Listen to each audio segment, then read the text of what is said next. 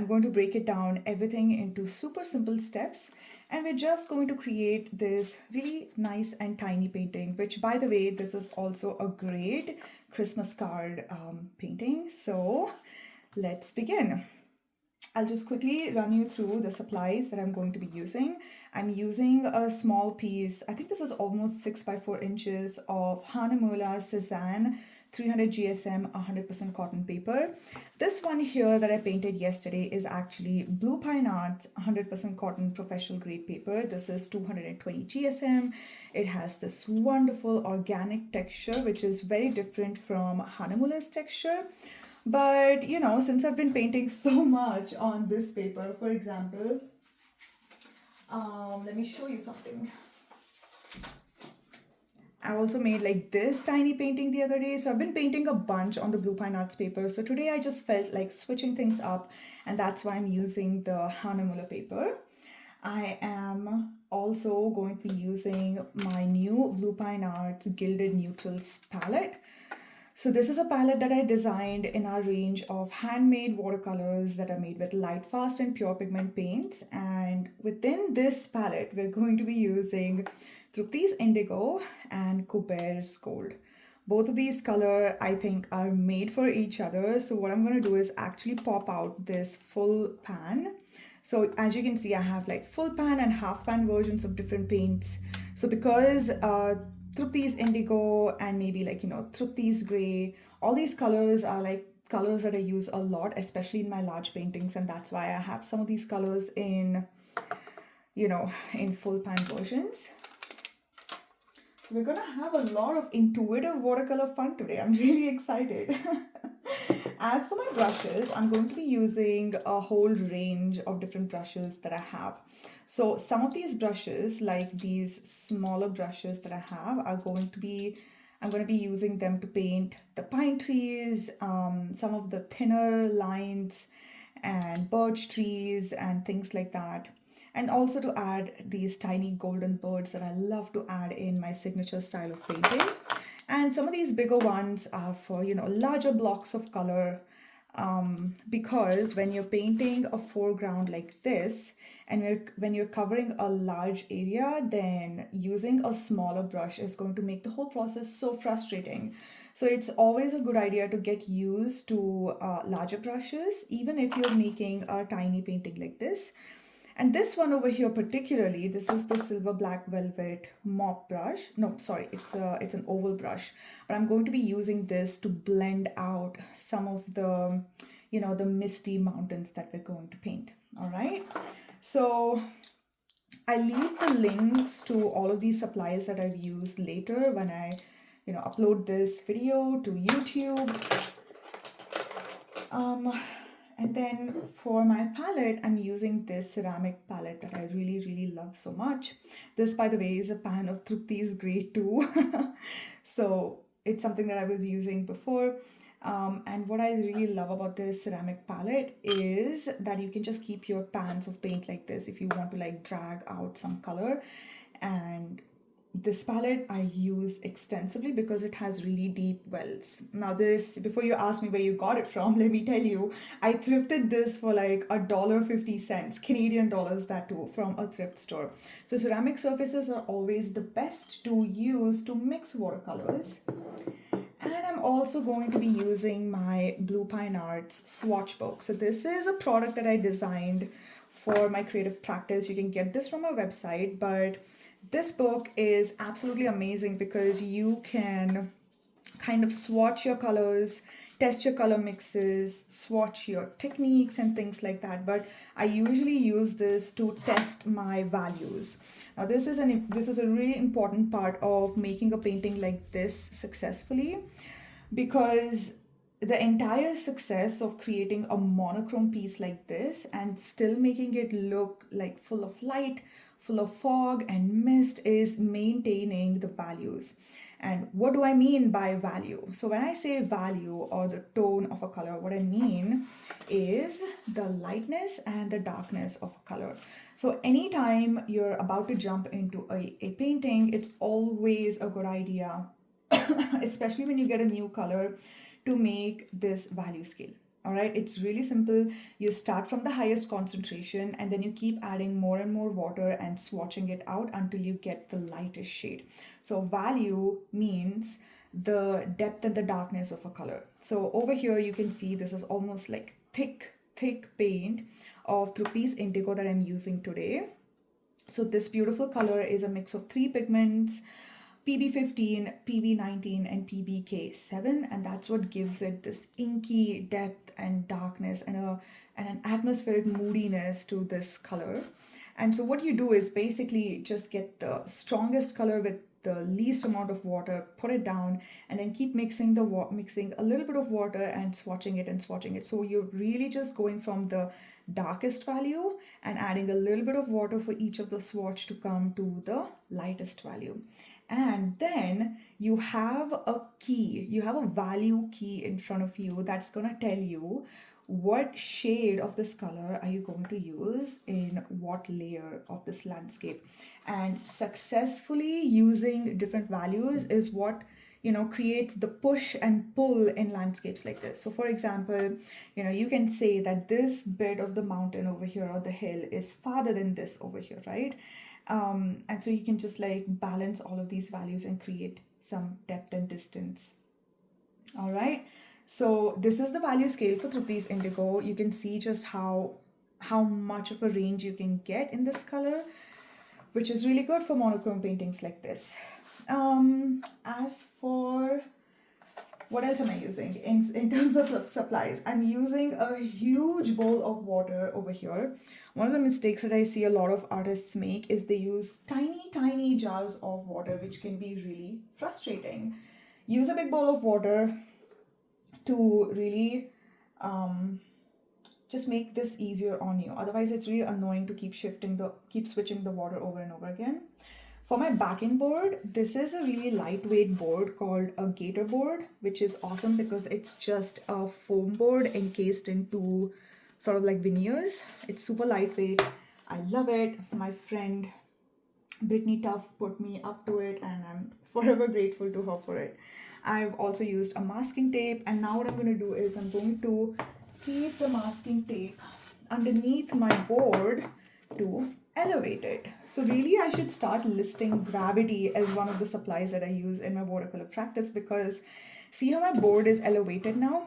So that means when I'm painting anything, then I'm going to get a really natural flow to the colors thanks to gravity and water, like gravity pulling the water down, and it's just going to make my entire painting experience and blending experience completely awesome and easy and really flowy, And over here, I also have my Blue Pine Arts brush roll.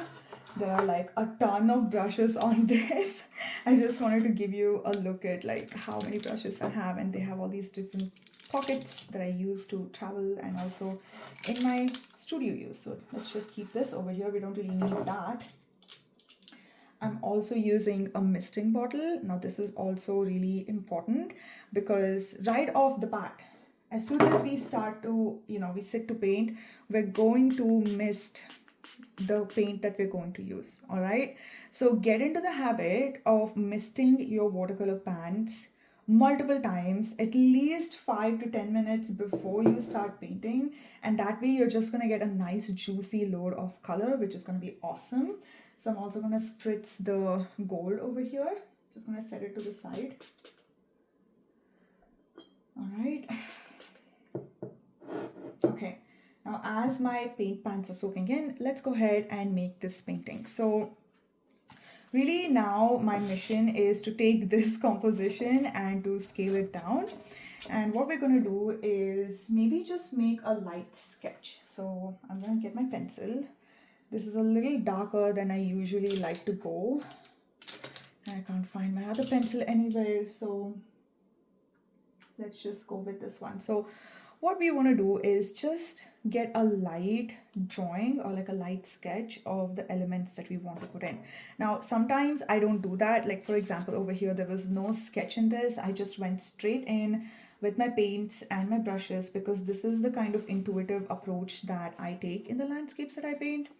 But you are absolutely allowed to just put in like little, little element. So let's go ahead and put in a little mountain here and maybe a mountain here. All right, and then we can blend these out, and then maybe we put a line of different pine trees here. Okay, I'm just drawing these little lines because I don't want to get too many details in this. And then of course over here in the foreground we'll have a lot more trees. Actually, let's go ahead and like shift this here.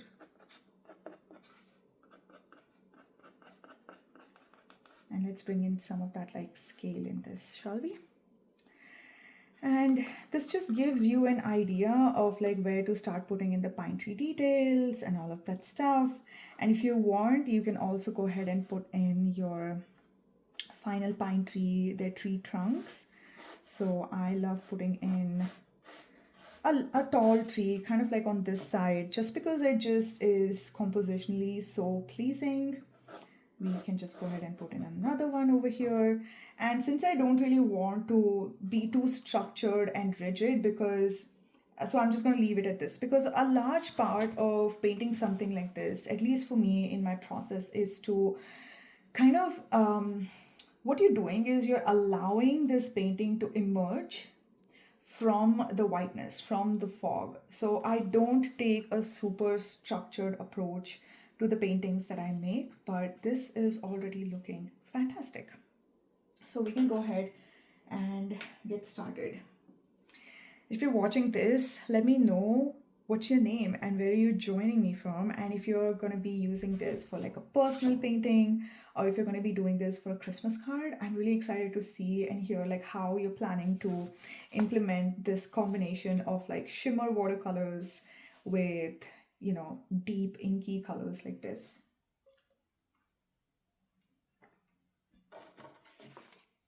Alrighty, so let's go ahead and set these two paintings aside. Oh my god, although I just want to say I really love this abstract way of painting, because I love this way of painting as well. This is, if you know me, this is, you know that this is my signature style, but I also really love this abstract play and just how the watercolors are just blending in, whereas the gold is just blending in, whereas the gold over here is just sort of very structured, rigid, whereas here it's just a diffused part of the landscape. I hope you're able to see the shine of, oh, oops. I hope you're able to see the shine of like what I'm trying to show you. Okay, I've got two cameras over here, so it's kind of hard to see where I'm like pointing. And also, this is the first time that I'm doing a YouTube live. So I'm seeing Elijah over here. Hi, Saloni is here. Thanks, Saloni. Aryan, hello. Those of you who are joining my first live, thank you so much, because it means a lot to have this kind of encouragement, because truth be told, I was a little bit nervous going into this. But then I remembered it's just a live on an art channel, you know. It's not like a big thing. It's not like I'm, you know, saving the world, or like it's not like I am curing cancer or anything like that. There are no high stakes in this. It's gonna turn out however it's going to turn out, and it's completely fine, right? And we really need to remind ourselves of this as we start painting, because our brains can sometimes tend to overblow things out of proportion, and there's anxiety and nervousness. So really, in moments like this, you have to remind yourself about what this really is. It's just paint and paper, right? And the people who are watching are not like world leaders or something. It's just my friends, my creative friends are watching this.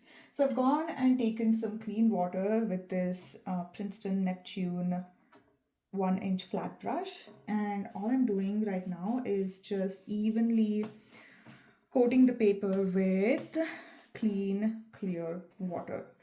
Now you want to do this over and over again, because you want to get to all of the corners. A lot of the times I see my students, they just think they've covered the paper, but then they leave like little corners, little edges dry, and then the painting just becomes weird and patchy. So just make sure you're covering everything. And when I'm painting, I also make sure that I'm getting the sheen of the water, right? So I usually let's just lift my board. I tilt it to all the different sides to see what kind of sheen I have, because the technique that I'm using over here is called controlled wet and wet, okay? So in controlled wet and wet, the paint on your paper is not spreading everywhere like crazy. It's just, you know, it's going where you want it to go. So now what I'm going to do is I'm going to create a little bit of an atmosphere to this landscape. So do you see these sort of like clouds over here? I'm going to add that a little to the edges just to give it that atmospheric feel of it. Otherwise it's going to look too flat and sterile. And for this, you really want to use the lightest value. All right, this one. You really want to use the lightest value here, because you don't want to go too dark all of a sudden. So really painting something like this is about being patient. And always have your swatch book next to you, or at least a piece of paper, so that when you're painting you can test the value, right? Like already I can just say that this part that I'm like taking right now is just too dark. So I'm going to clean my brush, I'm going to add more water to my paint, and then I'm going to test. Right now I have a truly light value. So do you see why it's so important to have a swatch book next to you all the time? Because before I put in my colors onto the paper, I always just check the values first. Okay, so make it a habit, and then I promise you, your paintings are going to look so much more elevated, because you're going to have a lot of control over the colors that you're putting onto your paper, right? So if you're wondering, Trupti, why are you just like blabbering on when you're gonna actually put paint to paper? Because it's been, I don't know, like 10 minutes into this. But what I want you to see is a success of a painting depends so much on the prep work that you put in beforehand. Between like testing your values, making sure that your paper is nicely wet. Okay, so I've taken my lightest value, and I'm going and I'm just placing this atmospheric, sort of like a really light value of this color over here. Okay, now along with doing that, I'm also going to kind of ask myself in this one layer, like what else can I do to make it look a little more, where else can I get in my wet and wet marks in the different parts of the painting? And one place where I can do that is over here. Okay, just kind of over here at the bottom, I can start putting in some wet and wet marks like this. Okay, don't overdo this, because a large part of painting something like this is also leaving the whites and not overworking through all of this stuff.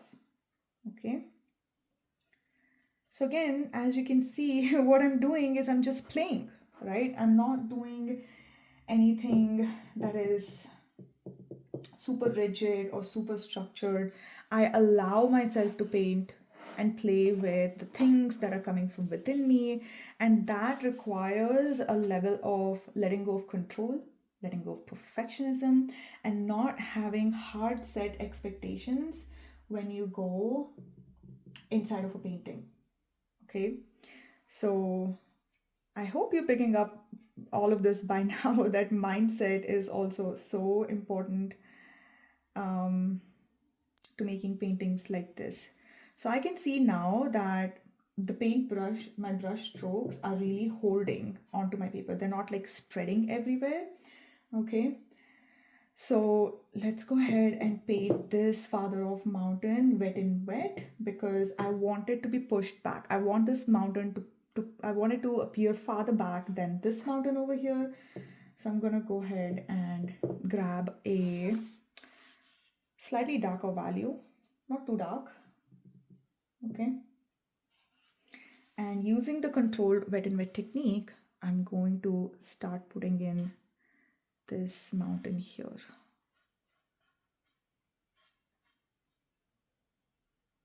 Okay, so let's leave some snow on that mountain. And then I'm going to rinse my brush. I'm going to grab a paper towel. I am going to create a thirsty brush by getting most of the water out. Actually, let's just use another brush. Let's use this bigger brush. So creating a damp, thirsty brush, and then I'm just going to take it and blend all of this. Okay. So if you are wondering like what the heck is a controlled wet and wet technique, Trupti, like what are you using? This live is going to become super long if I explain all of these techniques to you. So I've created a free masterclass. It's called the 5 Secret Techniques for elevating for polished watercolor landscapes. So go ahead and get that masterclass. I'll link it in the description in the replay and you can get it. So, okay, let's not overwork this. Our mountain is created and now we're going to dry this layer off, okay? So what we did is we did a wet and wet technique where I put in the sky and maybe some clouds. I put in this father mountain. I also created some of these like blurrier trees over here. Maybe there's like some fog here in the foreground as well. So I just created that. So let's dry this off and let's paint the next layer. Okay, one more thing, since this is a live video, I'm gonna dry all of it and I don't think I can cut it out. So yeah, just take care of your ears if you're listening to this on your earphones, because just get ready for the drier sounds.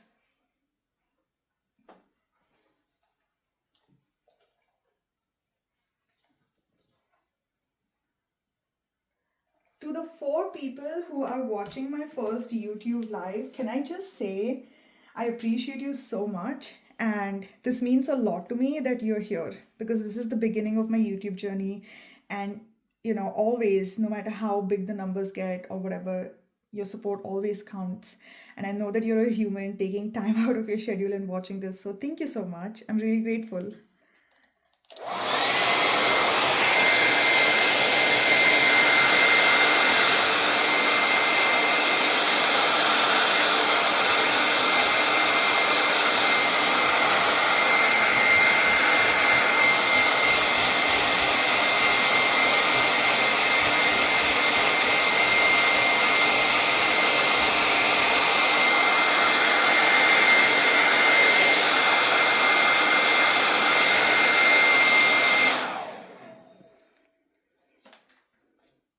All right, I'm just going to touch this lightly with my finger and I can see that this has actually dried really well.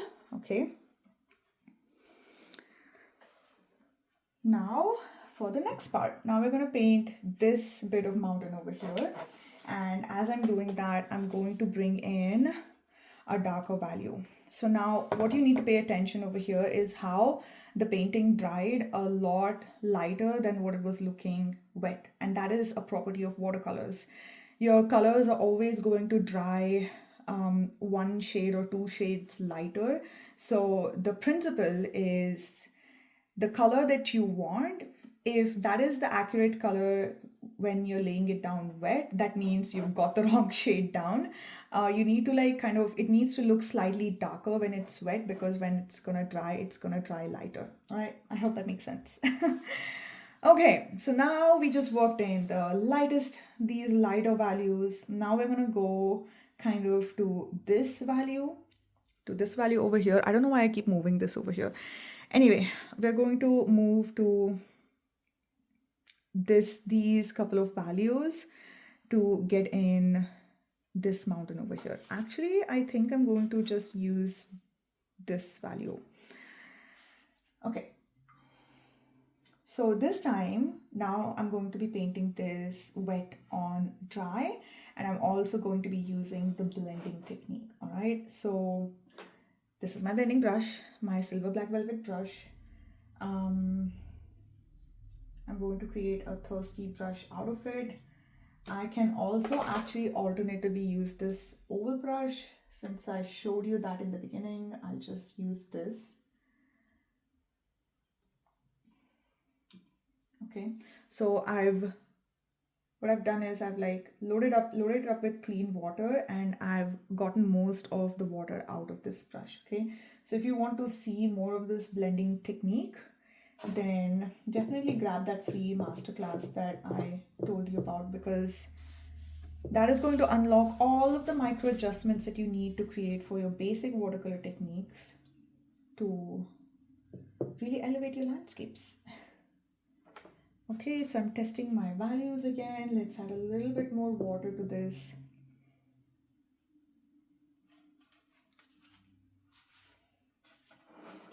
So tell me, as you're watching this, how much time do you actually spend in studying your colors and making these value scales, or even doing monochrome studies like this to understand your color and the values that you're using?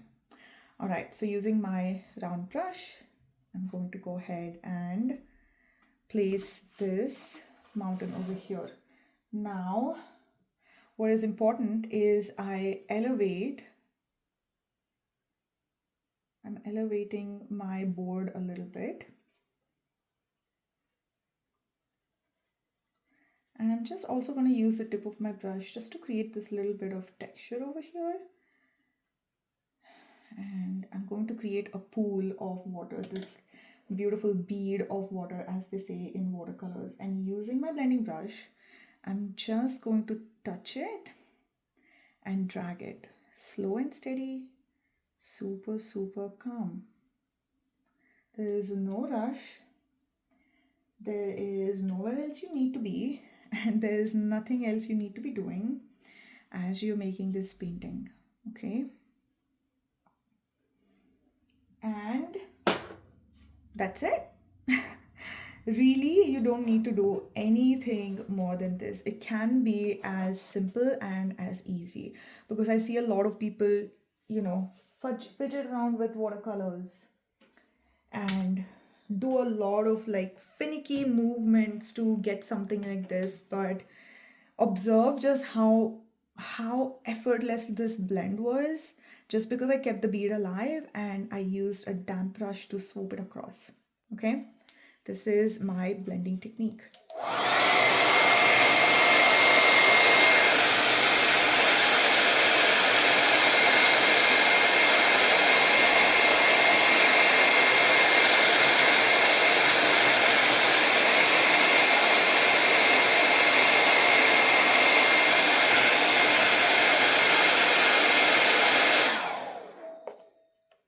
Perfect. Okay, dried the second layer. Now let's paint the third layer. Okay, for this I'm switching brushes. I'm using this Rosemary & Co. Sable Blend brush. This is size 4.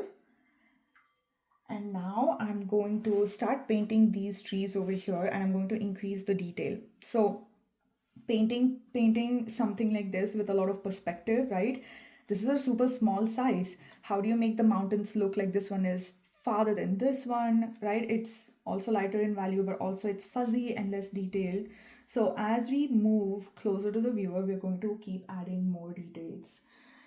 Now, if this sounds challenging to you, and if you want to kind of understand the deeper concepts of this, then I have a beginner watercolor class bundle which has 6 master classes that will teach you how to create mountain landscapes like this with the easiest watercolor techniques.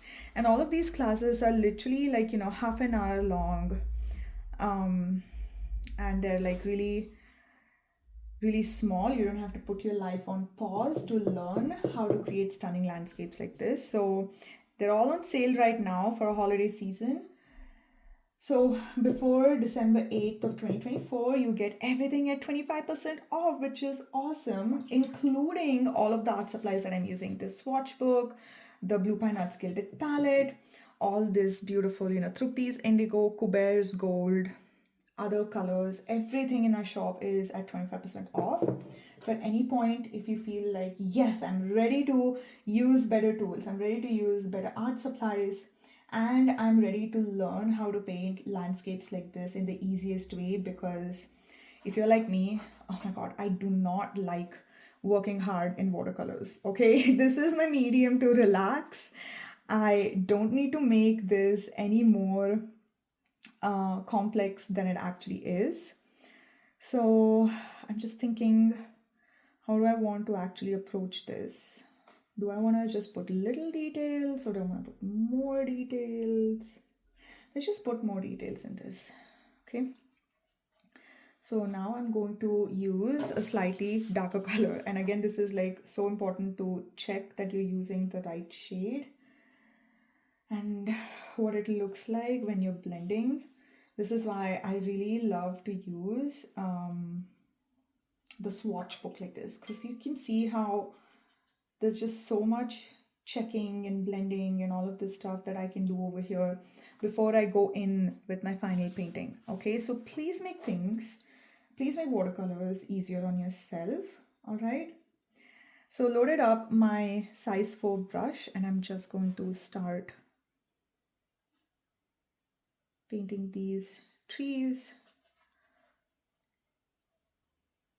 And always having my blending brush sort of next to me and blending these trees as I go.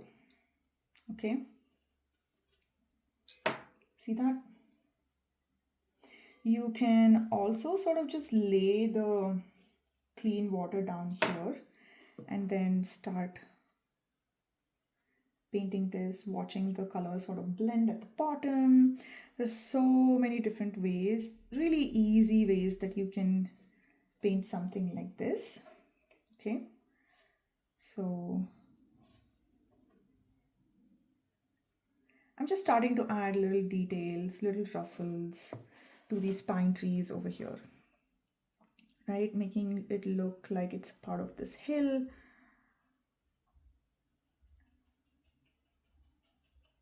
And notice how I'm using these different brush strokes.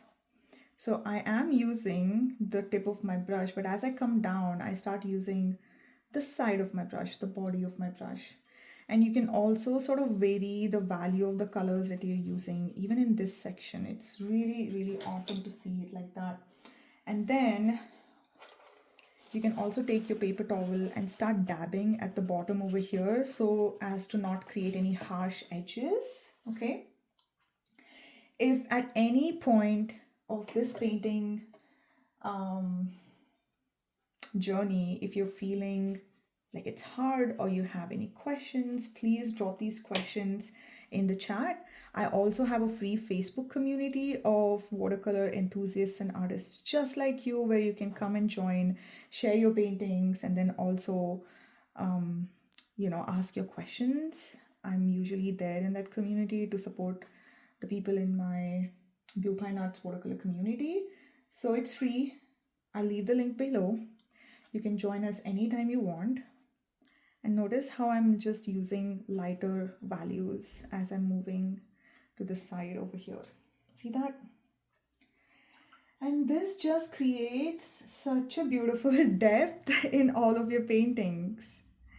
Okay?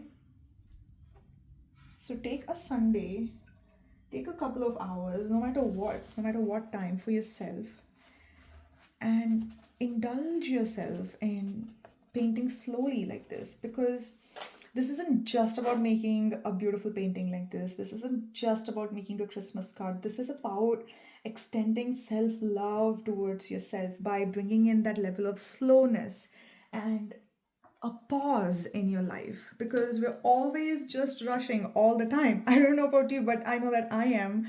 So right now, doing this, sitting here and painting this with you, life feels lush and life feels beautiful, and it's bringing in much needed stillness in my life.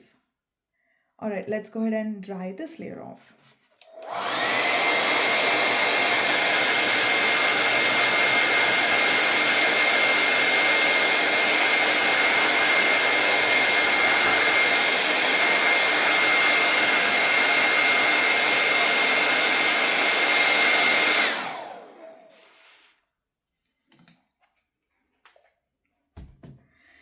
Wow, look at that. I mean, this is just looking so beautiful, and it already has a lot of depth in this. So next up, we're going to create some foreground trees. So let's go ahead and do that. If I wasn't doing this live, where I want to be respectful of your time because I know you can't spend hours upon hours, or maybe you do on YouTube, maybe watching a 2 hour long process. I don't know. I do. Let me know if you do. But um, if I wanted to extend this live, or if I was just like painting by myself, I would add a couple more trees over here in the background and blend it out. But let's keep this short and let's just go ahead and paint the foreground. Now, for the foreground, you want to go darker. Okay, so when you're painting the background, things like that, then use this end of the value of a value scale. When you're painting mid-ground like this, then use this end of the value scale. Like, I honestly wish I'd gone a shade darker for these trees, but it's okay. And now I'm going to be using these two values of this color to create that beautiful lush foreground, because then you get these really dark, beautiful trees in the front, which become a really nice base for you to go ahead and put in the gold shimmers. Because as you can see, this gold stands out a lot more when you're painting it on top of a really dark, really inky, beautiful, mystical surface, right? Whereas, yes, the gold is really nice in this part as well, but it doesn't stand out as much, all right?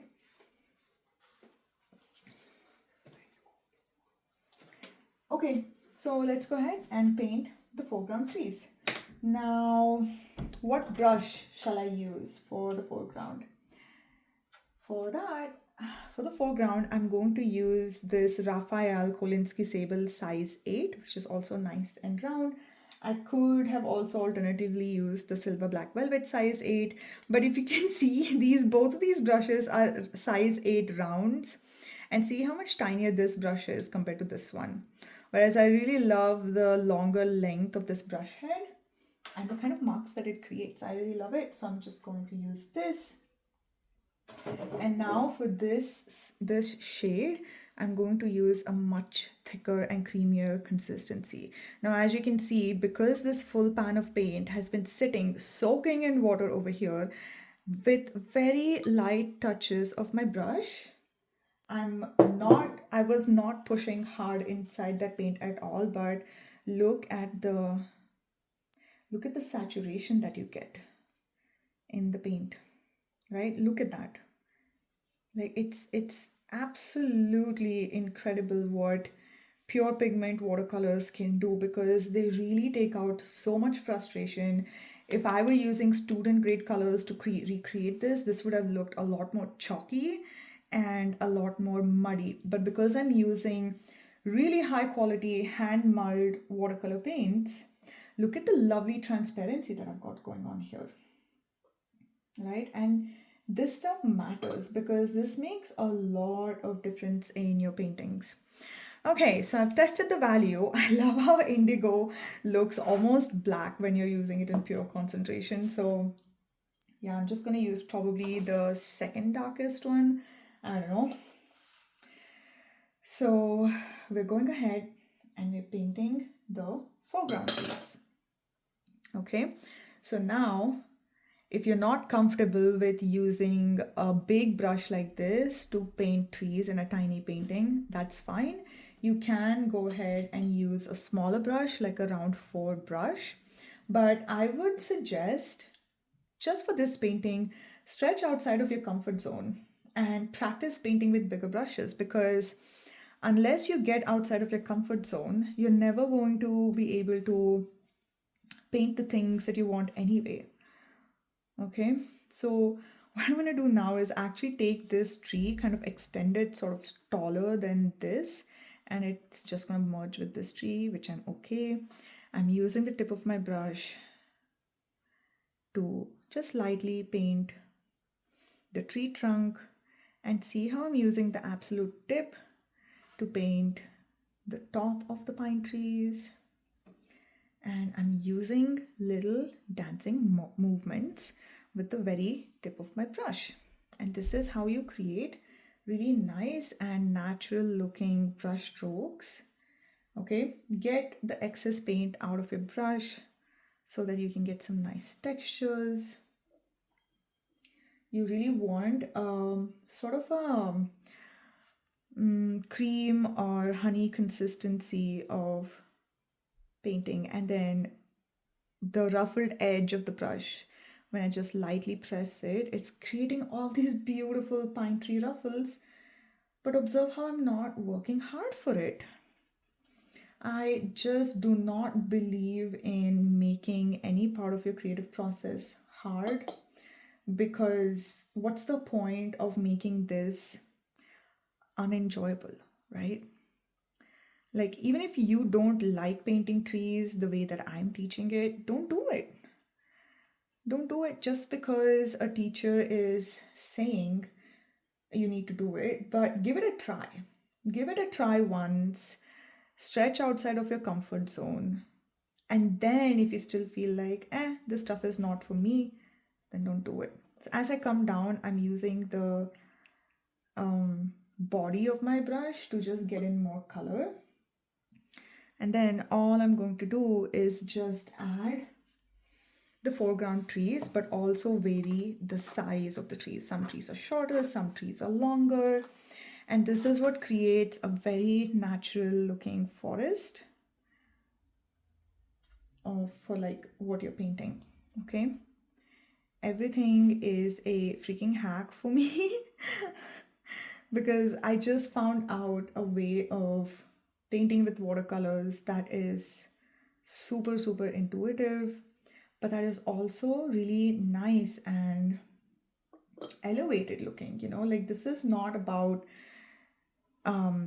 it's more about excellence than it's about perfection. Do you know what I mean?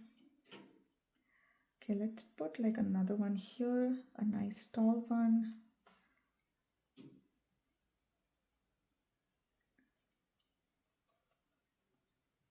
So I'm usually kind of like twisting and turning my brush around, getting these different marks. So basically what's happening over here at this edge is the dry brushing technique. And you're gonna get this technique if you use cold press paper. And this is going to look even more elevated. Like, if you can see over here, if you're using a cold press rough texture, which is the Blue Pine Arts paper, like, I just love it so much. This has it has a lot more earthier texture, this beautiful paper, than this one, which is also beautiful. It's lovely. But the cold press knot, it's called the cold press knot texture. It's a little smoother, especially this HANDMADE one, although I really love this paper as well. So see how I am just blending the trees at the bottom. As I come down, I let it all merge with each other, right? It's just so it's so relaxing to paint like this.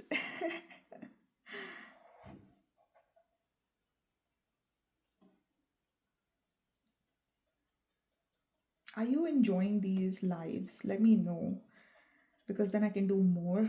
Or do you really just want to see kind of pre-recorded videos on YouTube? Like, what works for you? Give me an idea, and that'll help me create exactly what you were looking for on YouTube.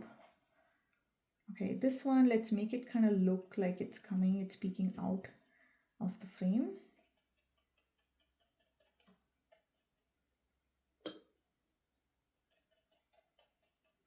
Awesome. And now all we have to do is just paint this side.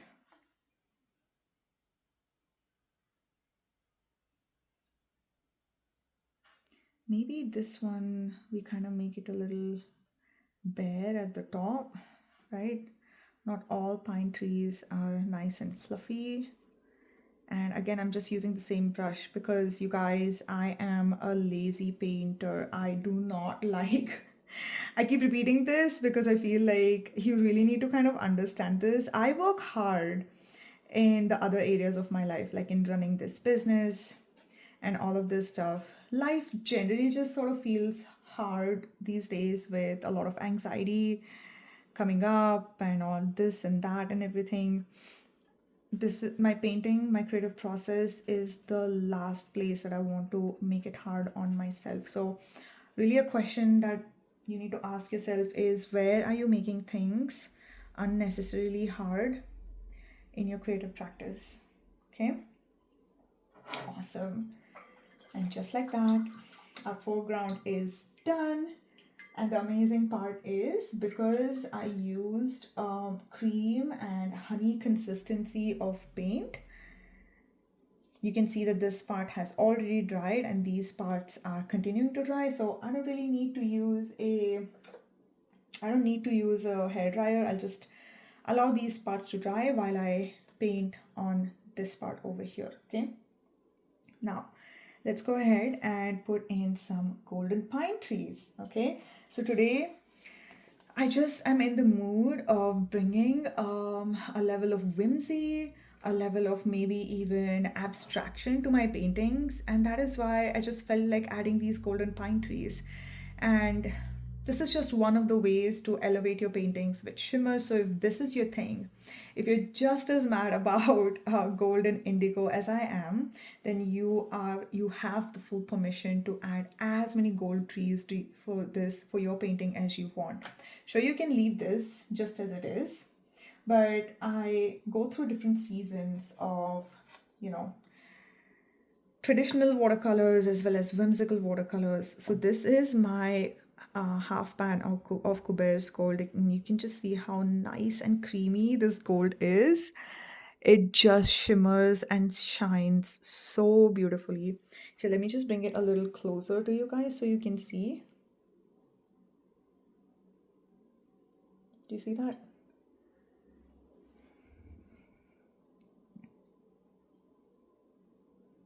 Okay, so back again with my rosemary size 4 brush. I am getting sort of a honey consistency of this gold paint because I want it to really stand out. And you can go ahead and like check what it looks like right here. Okay.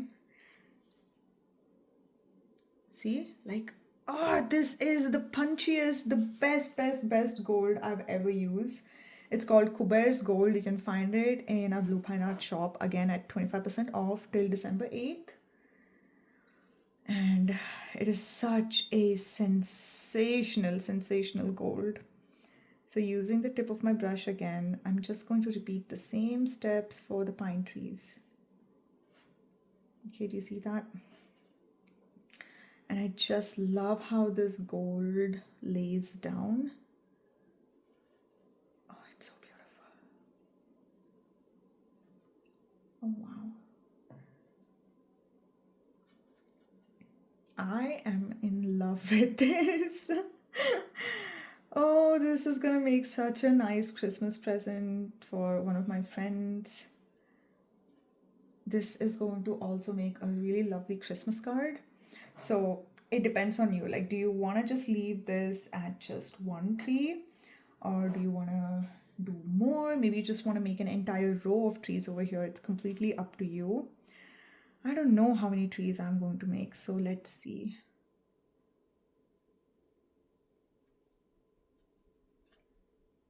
And it doesn't matter, right? Like, again, if you find yourself tensing up in your body as you reach this stage and you're like, I don't know, like how many trees will look good and this and that and everything, it doesn't matter, because again, it's just paint and paper and you can always make more. That's the whole point of buying art supplies, is to use them up, right? And is to use them to make mistakes. A lot of the times I feel like people have this misconception that they need to be using their art supplies to only make masterpieces. But no. Actually, you're a really successful artist if you're using your art supplies mostly for failure paintings. I think. What do you think? Let me know. Okay, let's just put one more tree. Kind of like what I've done over here because I really like the balance of the three trees, the kind of odd symmetry of it. Okay, I'm gonna put that tree here. I'm gonna make it shorter.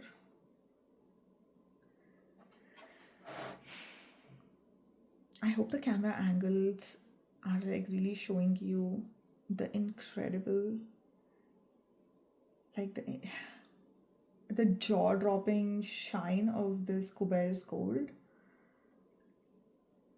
Now, usually I'm a traditional watercolor artist, you guys, but when the shimmer colors are this good, oh my god, I can't even help myself. I'm like, I gotta play with this. Oh wow. Ah, what a delightful gold. This is fabulous. Okay, before I add a few more like gold elements to this, like gold birds, I really want to do that. So before I do that, I'm going to go in and add a few bare birch or poplar trees in this forest just to make it look more natural. And for this, I'm using the Rosemary and Co. Sable Blend size 1 rigger brush. And rigger brushes are so useful because you can make all of these really natural looking marks in your paintings. Really simple brush strokes. I'm holding the brush very far so I can get these natural brush strokes, and it's gonna feel maybe a little scary when you first do it, right? It's all going to feel scary when you first do it. So keep bringing your attention back to the fact that we're not, you know, saving somebody's life or like solving a really important disease in the world or something of that sort. Okay. And also, breathe. Bring it back to the breath. Regulate your nervous system as you're doing this.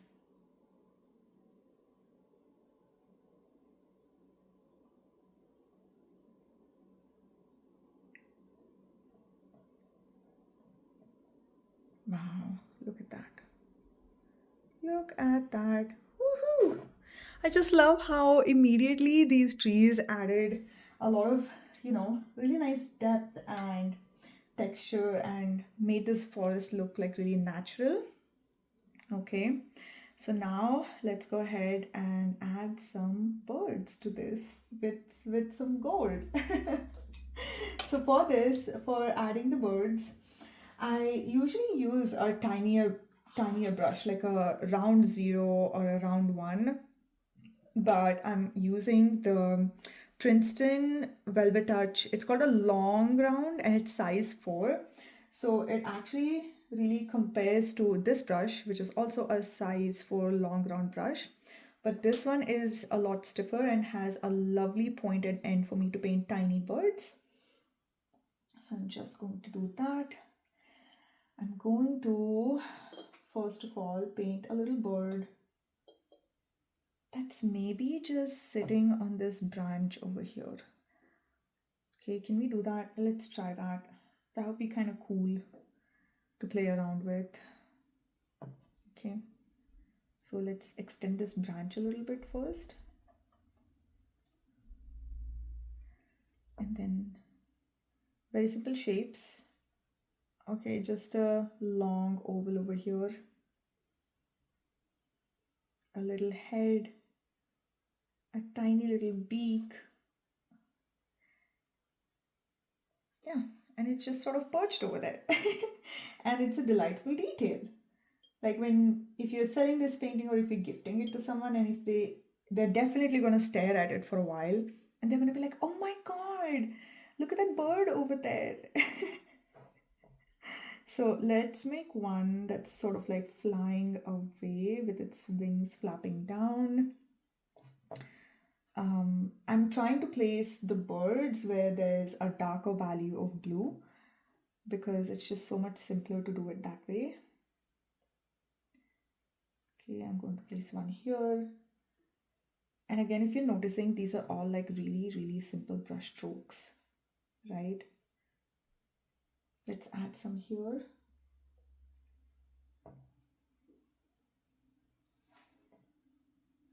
I'm gonna add one over here. Don't really need to overdo this, just adding a couple of birds to bring that element of whimsy. All right, we can also go ahead and, I don't know if we can place another bird over here. Maybe we can.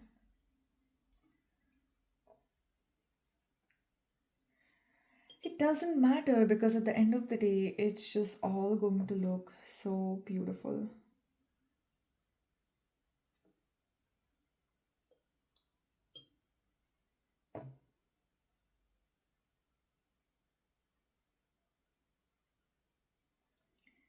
Woo! I'm loving this so much. Okay, just adding a couple of birds here.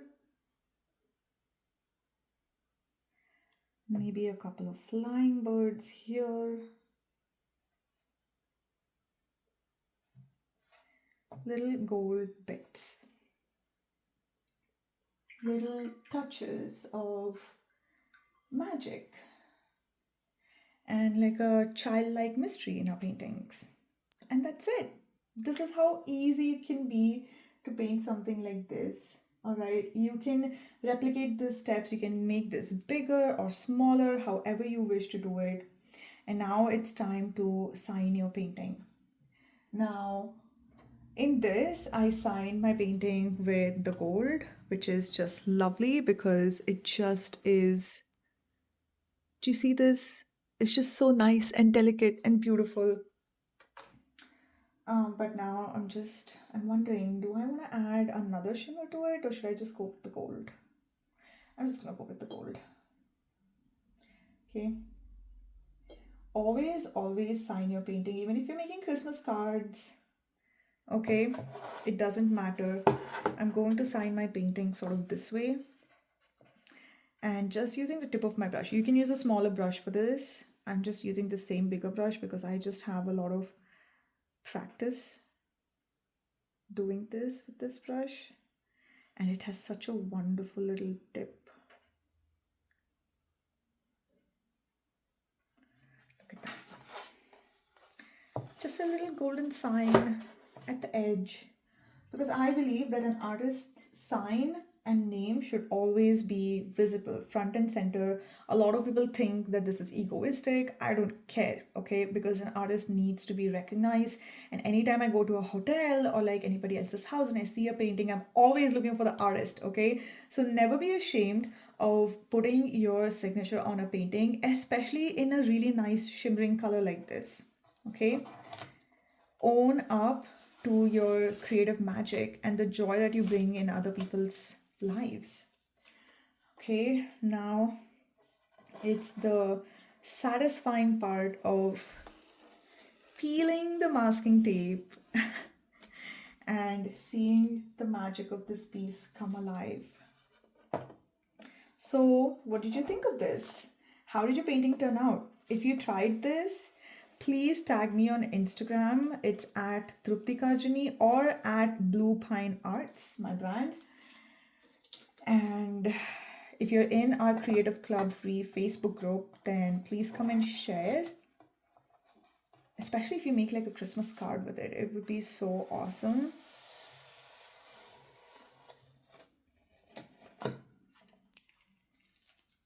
And there we go. A really simple and calming Misty Mountains painting. Okay. With beautiful gold touches. Voila! We're actually at 59 minutes. This is awesome. I was able to finish the whole thing in an hour, and it took me a little longer just because I'm teaching it and I'm taking the time to explain. But if I was sitting and doing this by myself, I could easily do this in like 15-20 minutes tops. And your watercolor practice can really be as simple as this. You don't need hours upon hours in a day to make something beautiful and to nurture yourself. So whether you're making this for yourself or whether you're making this as a present to somebody else, I really hope you enjoyed it. If you loved it, please let me know in the comments, because it matters a lot and it gives me a lot of feedback in terms of like what you're looking for and what you want me to teach. So I'm open to taking suggestions. Share all of that in the comments. And if you love this, please like and subscribe would be really appreciated, because that helps support us and this channel. And if you would like to get any of these stunning art supplies like my Blue Pine Arts paints or the Gilded Neutrals palette, my watercolor sketchbooks. These are all handcrafted art supplies that we create for you in our studio in India. They're the best quality art supplies. There are tons of testimonials and reviews on our website. Check it out. All right, swatch books, sketchbooks. There are so many beautiful things that we create just for you. And invest in your creative practice, because you're absolutely worth it. Thank you so much for watching, and I'll catch you in the next video.